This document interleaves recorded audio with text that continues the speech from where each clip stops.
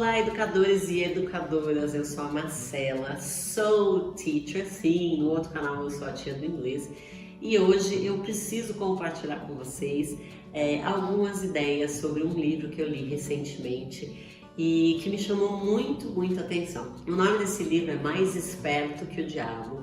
É um livro que fala sobre medo, basicamente, na verdade. Eu vou explicar um pouquinho da história desse livro para vocês, principalmente como ele foi escrito, qual que era o pensamento dele, mas o que mais me chamou a atenção desse livro, por isso que eu quis trazer esse conteúdo para vocês, é saber que um livro tão antigo, há muitos e muitos anos atrás, já sabia que tinha alguma coisa muito errada com a educação e que a gente precisava fazer alguma coisa urgentemente. Eu vou contar para vocês um pouquinho da história do Napoleon Hill. Esse cara, ele foi um pesquisador do sucesso, vamos dizer. Ele foi lá dos anos 1930, 30 e 40, tá? E esse cara, ele fez uma pesquisa no mundo durante 20 anos, tá? Pesquisando perfis de pessoas bem-sucedidas, tá? Tanto é que ele foi o cara que escreveu As 16 Leis do Sucesso. É um livro que é famosíssimo desde que foi lançado até hoje e fala sobre esse compilado de histórias que ele foi colecionando ao longo da carreira dele, do estudo deles, e ele foi percebendo ao longo desse estudo quais eram aquelas características que realmente faziam uma pessoa de sucesso, e por isso que ele escreveu esse livro. Mas houve uma época que ele escreveu O Mais Esperto que o Diabo, que é um livro que conta uma entrevista entre ele e o diabo. Bom, primeiro de tudo, independente de religião, independente de qualquer coisa que tenha sido o plano, e de qualquer coisa que você acredite, não importa se aquilo foi realmente uma entrevista com o diabo, ou se foi uma personificação, ou se foi algo da imaginação dele.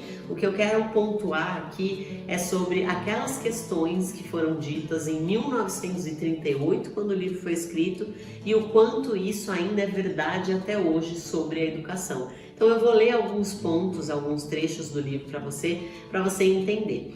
Vamos falar basicamente um resumo do livro, né?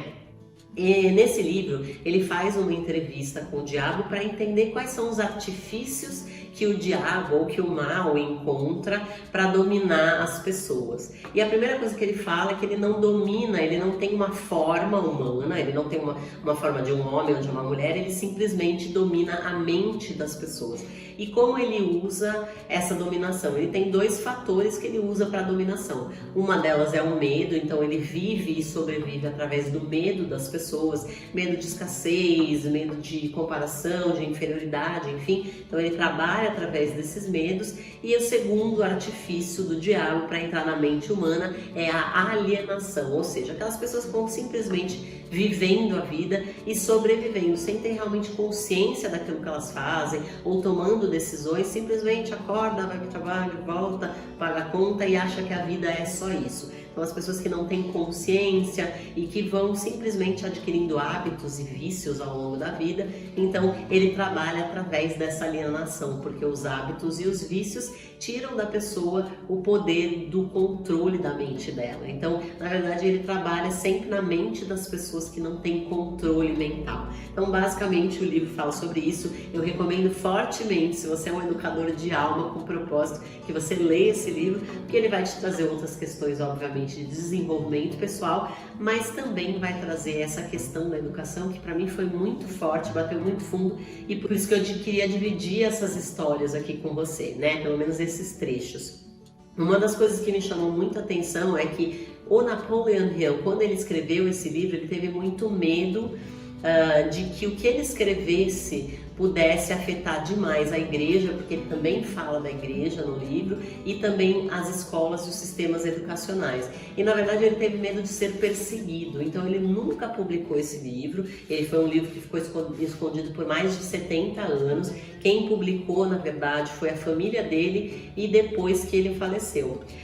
Quando ele dividiu a história desse livro com a esposa dele, que leu os manuscritos, ela disse para ele: não publique esse livro, a gente vai correr perigo de vida, pode ser que a gente seja perseguido pelas escolas, pelas igrejas ou por pessoas que não vão entender qual é o real intuito desse livro, então eles nunca publicaram. Então a família dele que achou o livro muitos anos depois e publicou, e é um dos livros mais vendidos da história também, tá? Mas o que eu quero conversar com vocês e dividir com vocês são alguns trechos onde ele fala sobre educação em si. Bom, e como eu falei para vocês, o livro se dá em forma de entrevista mesmo, perguntas e respostas. Então eu vou fazer aqui algumas perguntas e algumas respostas que tem no livro, e eu quero que vocês prestem atenção no que mais me chamou a atenção. Como que em 1938 uma pessoa já sabia que tinha tudo isso de errado com a educação e que a gente precisa realmente mudar. Por que não ensinam para as crianças sobre a definição de propósito nas escolas? Pela razão de que não existe um plano definido ou propósito por trás de qualquer currículo escolar. As crianças são enviadas para a escola para ganhar um diploma escolar e aprender como memorizar, não para aprender o que elas realmente querem da vida. Você consegue perceber que os indícios que vocês estão levantando são substanciais a ponto de macular a imagem das instituições que foram de maior importância e responsáveis pela civilização da forma como se conhece hoje? Se eu me dou conta, minha nossa, eu me regozijo com isso. Se as escolas e igrejas tivessem ensinado as pessoas a pensarem por si mesmas, onde eu estaria agora? Descreva então as mudanças necessárias na ordem em que elas vêm para você. Reverta o presente sistema, dando às crianças o privilégio de liderar os seus trabalhos escolares, ao invés de seguir regras ortodoxas estabelecidas somente para compartilhar conhecimento abstrato. Deixe os instrutores servirem como estudantes e deixe os estudantes servirem como instrutores. Tanto quanto possível, organize todos os trabalhos das escolas em métodos definidos, através dos quais os estudantes possam aprender fazendo, e direcione o trabalho da classe de tal forma que todo estudante, todo aluno esteja engajado em alguma forma de trabalho prático, conectando com os problemas diários da vida. Ensine aos estudantes como fazer uma administração efetiva do seu tempo e, sobretudo, ensine a verdade de que o tempo é o ativo mais valioso disponível para todos os seres humanos e também o mais barato. Ensine às crianças o que comer, o quanto comer e qual é a relação existente entre uma boa alimentação e um corpo saudável. Ensine às crianças a diferença entre a derrota temporária e o fracasso. E ensine a elas como procurar pela semente de uma vantagem equivalente que toda derrota traz consigo. O cérebro não pensa, mas serve como instrumento para a interpretação de estímulos que causam o pensamento. Ensine às crianças o valor da harmonia em suas próprias mentes e que isso é possível somente através do autocontrole. Ensine a elas a natureza e o valor de ter autocontrole. Ensine às crianças que os cigarros, bebidas, drogas e sexo em demasia destroem a força de vontade e acabam levando ao hábito da alienação. Não proíba esses males, apenas explique para elas. Ensine a elas sobre o perigo de acreditar em qualquer coisa meramente porque os seus pais, os seus instrutores religiosos ou qualquer outra pessoa tenha dito para fazê-lo. Ensine-os a questionar. Ensine às crianças que o espaço que elas ocupam no mundo é medido pela qualidade e pela quantidade de serviço útil que elas prestam ao mundo. Ensine as crianças a serem verdadeiras consigo mesmas em todos os momentos e considerando-se que elas não podem satisfazer a todos e elas devem ter em mente que precisam satisfazer-se em si mesmas. Então, uma coisa que me chama a atenção primeiro de tudo aqui é: as crianças, a gente não deve dizer isso só das crianças não, para qualquer tipo de educação. Eu vejo muito estudante universitário, vejo muitos adultos fazendo mestrado, fazendo doutorado ou indo à faculdade depois de adulto e que ainda tem esse sistema, ainda recebem esse sistema de memorizar e não preparar realmente para algo prático, para algo lúdico e que a pessoa realmente vai usar, né? Então tem muita teoria em quase todos os cursos, em quase todo tipo de educação. Além de que nós nascemos e fomos criados numa educação, numa cultura educativa que desencoraja e desempodera o aluno. A gente sempre se sente burro porque a gente não aprende do jeito que todo mundo aprende. Cada um tem o seu sistema de aprendizagem.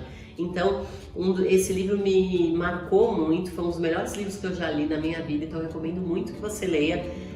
Pelo menos leia ou escute o livro ou o resumo dele, porque realmente foi algo que me chamou muito a atenção sobre como pode ter mentes que em 1938 pensavam dessa maneira e já enxergavam que existe um problema muito grande no nosso sistema educacional.